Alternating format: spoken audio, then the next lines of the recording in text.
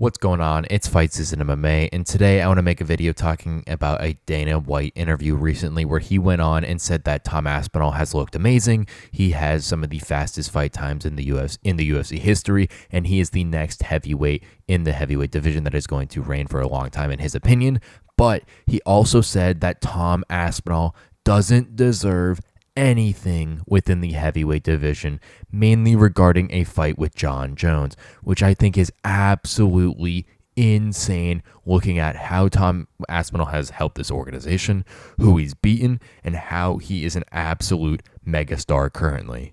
If you guys enjoy the UFC content, please leave a like, comment, and subscribe. Since 97.2% of my viewers are not subscribed, please go down there and hit that subscribe button since we're on the road to 1,000 subscribers, and hit that post notifications button if you guys want to stay in tune with all the latest MMA content and news that drops daily. But let's jump into this interview and break down why Dana White could have possibly said this, and truly, why did he say this about Tom Aspinall? Because there is no way that that should be said at all.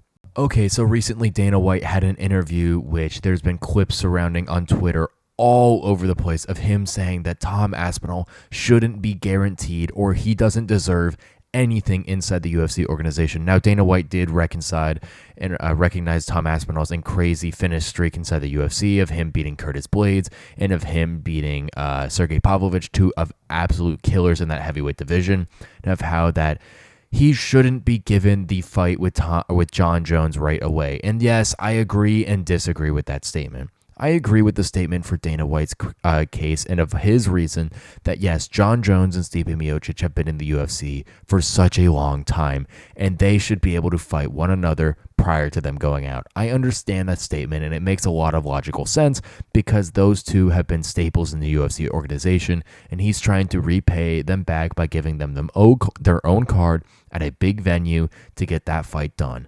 But on the flip side, Tom Aspinall is the future. And if you have him fight someone like Stipe Miocic or Jon Jones, it's only going to build Tom Aspinall's name, his brand, and his legacy moving forward. Can you imagine the popularity increase or fame increase Tom Aspinall would have if he beat Jon Jones? If Tom Aspinall went out there and did like he did Curtis Blades right to Jon Jones, he would be the biggest star in the entire world or in the UFC landscape besides Conor McGregor, and there is no way around that. Tom Aspinall would become the next coming of Anderson Silva, the next Jon Jones, the person right under Conor McGregor right instantly if he beat Jon Jones in that fashion on a massive pay-per-view card, let's just say at UFC 309 at Madison Square Garden.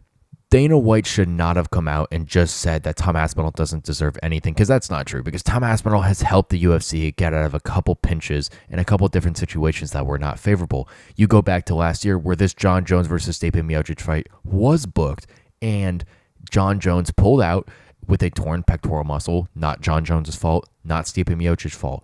But what did they do? They elevated the co-main event to the main event, which was Alex Pereira versus Yuri Prochazka, and they added a new co-main event, which ended up being Sergey Pavlovich and Tom Aspinall fighting for the interim heavyweight title.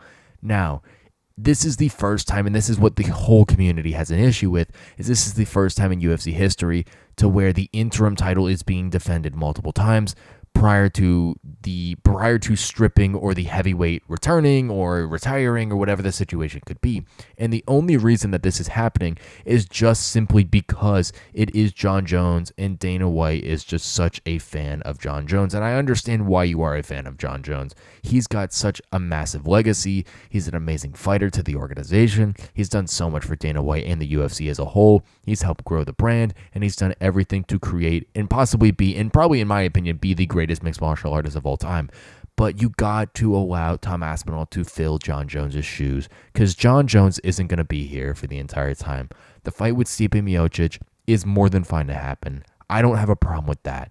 The issue is that Dana White saying that Tom Aspinall doesn't deserve anything is absolutely blasphemy, and that is the reason that I wanted to make this video, because Tom Aspinall 100% deserves a shot at Jon Jones. Now, Tom Aspinall could get completely outclassed versus Jon Jones. He could get finished in 30 seconds by guillotine. I don't know what it could possibly be, but the way that Tom Aspinall has fought these past couple fights, beating Marcin Tybura in 1 minute and 13 seconds, beating Sergey Pavlovich in 1 minute and 7 seconds, and defending the interim heavyweight title prior to John Jones fighting Stipe Miocic and defending the actual heavyweight title, beating Curtis Blades in 1 minute flat is absolutely insane to me.